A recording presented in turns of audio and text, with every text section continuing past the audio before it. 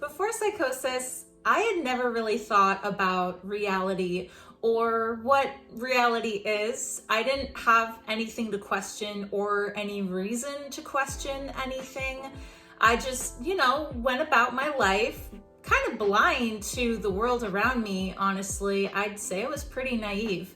And there just was this acceptance I felt that everybody was in on, that we all lived in the same world, and how I viewed the world was how the world is. Well, Psychosis really threw a wrench in all of that because it forced me to see reality in a different way.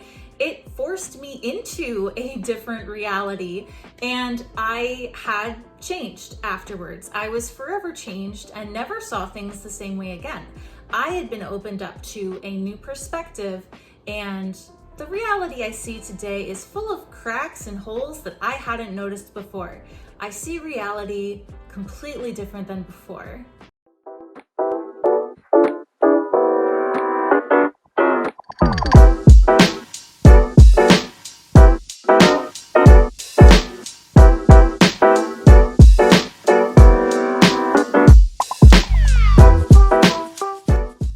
Before we get started, here is a little bit of a disclaimer to say that I am not a mental health care professional, and I am in no way qualified to give medical advice or really any advice for that matter. Who I am is a person with lived experience with mental illness, specifically psychosis, as we talk about in these videos. And I am here to simply share the experiences and wisdom I've gleaned along the way, having recovered from serious mental illness. Also, I just want to put out a trigger warning to say that psychosis by its very nature is a triggering, sensitive subject, and it can be distressing to hear about. If at any point you feel upset or triggered by anything I may say, you are more than welcome to leave the video.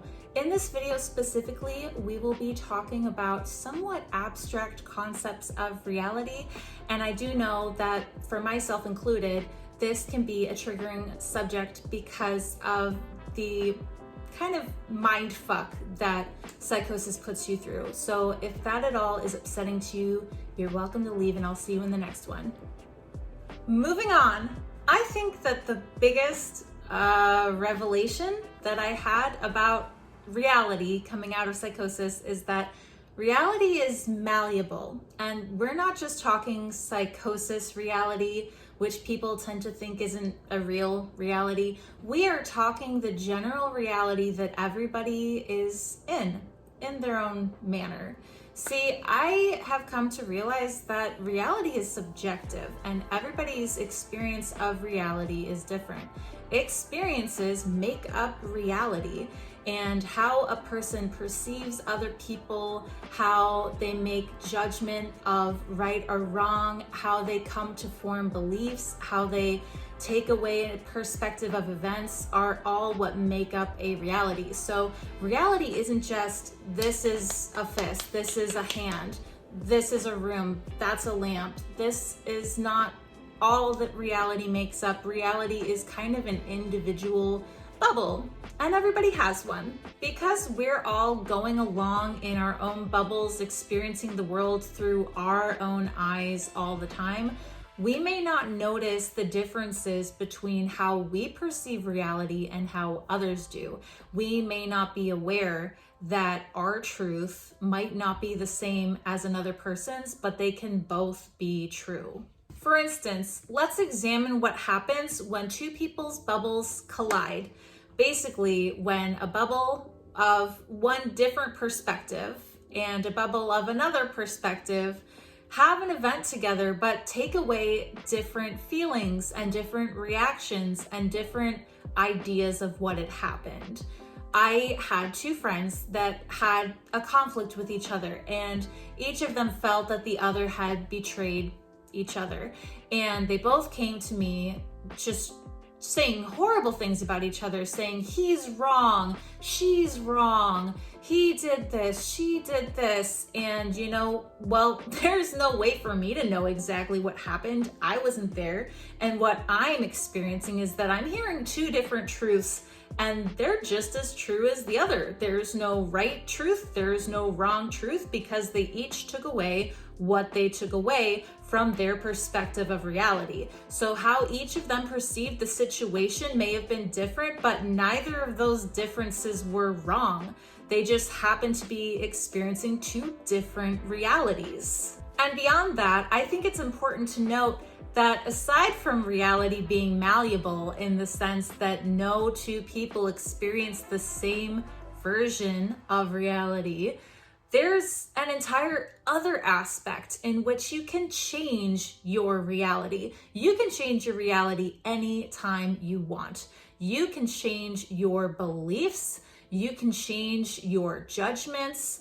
I know for myself, there have been times where I've been corrected and I've been pretty receptive because I'm open to changing my view of reality. This actually happened like a week ago where I got a statistic wrong and someone corrected me. And I try my best to be open to correction. So basically, whenever this has happened, at least, well, once I've learned, I've been able to say, well, thank you for correcting me. And moving forward, I will change my terminology or use the correct quote or what have you. It's that easy if you're at least open to it. Now, beyond that, let's examine the difference between a bubble, right? A person's individual reality and a shared reality amongst two or more people. As I said, that person was able to correct me, thus changing my reality. And that shared reality between the two of us caused me to adapt and to shift in how I see reality. My reality is now different because of it. Like anything you learn, it makes your reality adapt. And when you're interacting with other people, you tend to adapt a lot because we either agree or disagree on a shared reality. Now, the example of my two friends is a great version of a disagreement. That is a very clear version of disagreeing upon reality. So in that sense, they were each still sort of within their individual reality. When you disagree upon a reality, you kind of keep your reality to yourself, but we are able to be open to other people's realities. And there's a lot of things we agree on that you might not even think about. This is a box. This is a box, and anyone who were to look at it would probably agree this is a box. That is sort of an irrefutable fact of reality. I mean, yeah, this is a water bottle.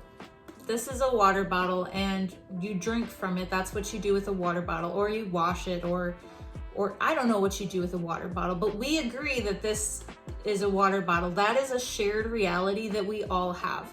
Most of the things that are within our shared reality are, I would say, tangible, like buildings, grass, like the sun, which you can see. And then there are certain aspects of our shared reality that maybe only a portion of people agree upon, like the earth is flat. The sun is not a star, in fact, and we don't rotate around it. In fact, it rotates around us. These are versions of shared realities, but they're kind of like pockets where you can have multiple shared realities so long as more than one person agrees upon it. Now, I'm not going to get into the flat earth theory or how it can be disproved by science. I am simply saying that people with such strong conviction collectively believe it to be false to the point where absolutely no amount of evidence will prove them otherwise. I mean, does that sound familiar to you? Does that sound like a fixed false belief, say a delusion? Now, you might say that delusions are not real. However, I'm here to say that to an individual experiencing them, it is 100% real. This is the area where psychosis and reality become a little blurred, because in my opinion, psychosis is a valid form of reality.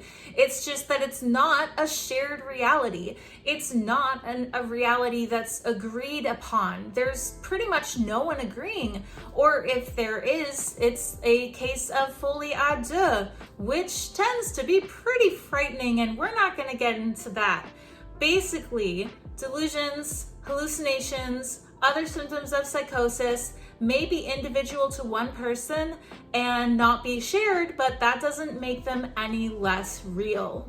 Our concept of reality, that being people outside of psychosis, and the concept of reality of people in psychosis absolutely differs completely, 100%. And it is known that hallucinations aren't real in the sense that they're not tangible, and delusions are not real in the sense that they can be disproven. But to the person experiencing them, it is such an immersive experience that the experience is real. The memories taken from that are real. They're never gonna leave. So while you can tell me that I wasn't talking to an evil nun, I remember talking to her as if it was clear as day. That much was real. That version of reality was real. Again, not the this is a box reality, the I'm within my bubble and what I'm experiencing is my truth reality. So there's a lot of gray area to reality, because the reality of a person in psychosis is just sort of what I'd think of as a separate reality. I think of it as a reality that is superimposed on top of everyone's shared reality. So people in psychosis, when they recover on medication, may return to the shared reality. But some people may never come out of psychosis, or if they're medicated, may never entirely lose their symptoms. And they're always going to be in their own reality. That is just a fact, that their reality, very much so separate to ours, is just going to have to coexist with the shared one. Even how a person defines their psychosis is their own individual reality. We can't all have the shared reality of psychosis being a mental illness. Some people experience symptoms, or maybe not even symptoms. They may experience voices. They may experience sensory perceptions. And that doesn't necessarily mean that they identify with psychosis. You don't even have to identify with psychosis to adapt and live with these experiences. My buddy Mark Lyons introduced me to the Hearing Voices Network, which I think is just such an amazing organization. And what I really like about it is how inclusive it is, because it doesn't emphasize that voice hearing is a symptom of psychosis. I think what's really cool is that people can dictate their reality. In fact, that's one of the values. One of the values is hearing voices is not necessarily mental illness. Hearing voices is part of who I am. I dictate my reality.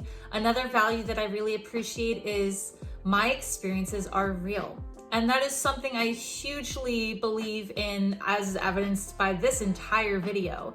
Because if I were to discount my experiences in psychosis as nothing more than brain chemistry, I would be doing myself a disservice in my healing. Accepting what happened and accepting that it was real to me has been a huge part of overcoming the trauma, the PTSD of having gone through psychosis. I can't just dismiss my experiences as fake. To me, they were more real than reality itself. So the concept of reality is something that I've explored a bit. Not very much, honestly. I feel that this video is a fairly narrow view at a much broader subject. And admittedly, I did adopt a lot of my views from a certain philosophy. I guess, I don't know if you'd call it a philosophy, but I am very interested in the Toltec religion, which was in the area that is now Mexico, and it's thousands of years old. It's incredible. There were Nahuals, which are basically medicine men, who guided people on ayahuasca trips. As you can imagine, that involved a lot of, abstract thought. So I got a lot out of the books by Don Miguel Ruiz and Carlos Castaneda. I will link some of my favorites below if you're interested in reading more about dreamy reality stuff, because I think it's valuable, honestly, especially the 4 Agreements and the Mastery of Love, which absolutely guided this video very, very, very heavily. So if you're interested in that, there will be links below, as well as links to the Hearing Voice Network and Mark Lyons, my friend, the Nomothete, here on YouTube. Lots of stuff went into this video and I couldn't get it all in, but I think it's probably long. Once I edit it, I'll probably cringe at just how long it is. That's pretty much where we'll end for today. So thank you very much for watching. I truly appreciate you watching my video. I put out videos every Thursday/Friday, so if you'd like to see more, they're absolutely coming soon. I am on a break. Actually, I kind of pre-filmed a few videos because I'm in Chicago as you watch this. I have family in Chicago. I am visiting them for the first time in 2 years. So there will be different content coming after my trip, probably some interviews with my loved ones. I just truly appreciate everybody who's helped to support this channel. It's amazing how much it's grown, and I'm very, very appreciative of all of you for contributing. If you'd like to further contribute, you can comment on this video, especially if you have an idea for a future video. I'd love to hear it. I love taking your topics. And please like and subscribe while you're at it, and I'll see you in the next one. Thanks. Bye.